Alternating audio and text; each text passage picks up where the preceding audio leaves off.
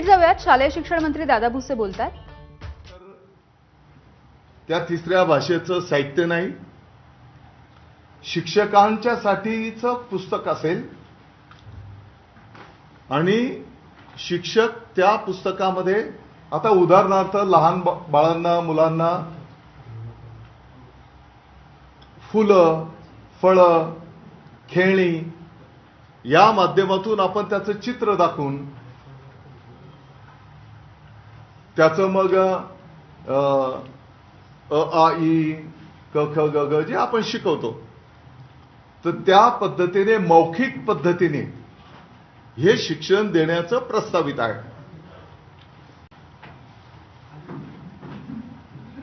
तिसरी पासून मग विद्यार्थ्यांना पुस्तक आणि इतर जे काही रुटीन प्रक्रिया असेल त्याप्रमाणे पुढे संपन्न केलं जाईल।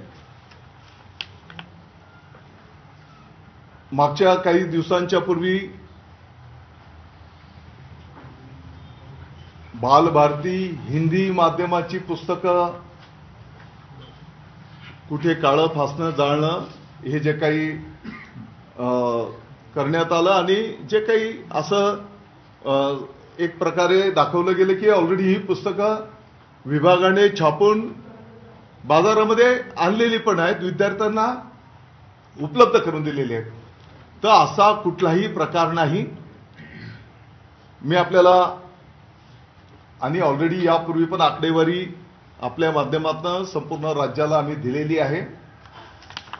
किती माध्यमांच्या किती शाळा आहेत त्याची पण माहिती आपल्या समोर मी ठेवतो।